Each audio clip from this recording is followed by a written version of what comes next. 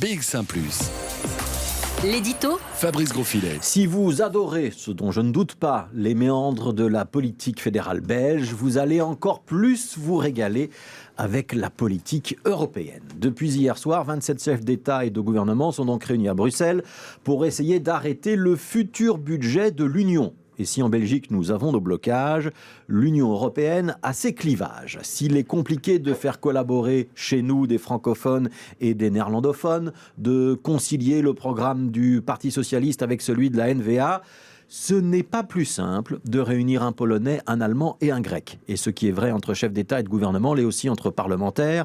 Les divergences d'opinion entre, par exemple, Yannick Jadot des Verts français, Peter Lundgren de l'extrême droite suédoise ou João Ferreira des communistes portugais, c'est presque aussi bien qu'un grand écart entre Raoul Edebo et Theo Franken. Alors si vous trouvez que la politique belge est compliquée, les mécanismes européens ne sont pas plus simples. Entre la Commission, le Conseil et le Parlement, il n'est pas toujours facile pour le citoyen, ni même parfois pour le journaliste, de savoir qui fait quoi.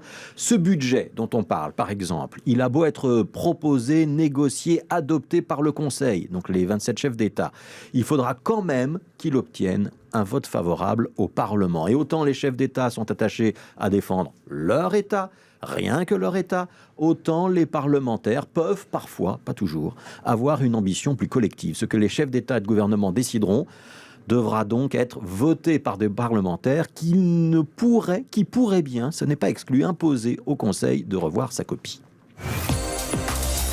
Alors cette complexité de la décision européenne, cette impression de grand troc, de marchandage peu ragoûtant où chacun défend son bout de gras, les sommes colossales qui sont en jeu, tout ça ne nous pousse pas à être des passionnés d'Europe. Et pourtant, nous avons tort. Quand je dis nous, c'est aussi bien les médias qui ont des progrès à faire dans la couverture de l'actualité européenne, le monde politique qui ne s'intéresse à l'Union que pour recaser ses anciennes gloires nationales, mais aussi les citoyens qui préfèrent, c'est vrai, souvent regarder ailleurs parce que c'est plus facile, plus sexy, plus spectaculaire.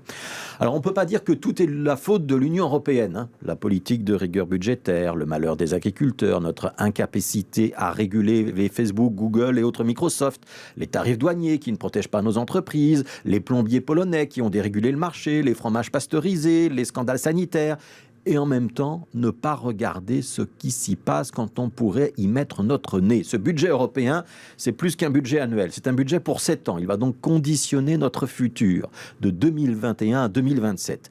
Le Danemark, la Suède, les Pays-Bas, l'Autriche bloquent les négociations en demandant un budget au plus bas. Et certains États font même désormais un chantage au départ s'ils n'obtiennent pas ce qu'ils veulent.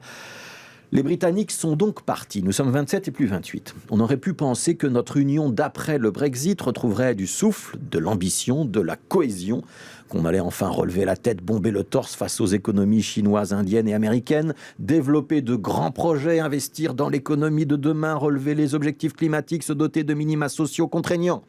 C'est exactement l'inverse qui est en train de se passer. Nous découvrons que tous ces blocages qu'on mettait souvent sur le dos des égoïstes britanniques, ce n'était finalement qu'un commode prétexte et que l'Union européenne d'après le Brexit n'est pas plus enthousiasmante qu'avant.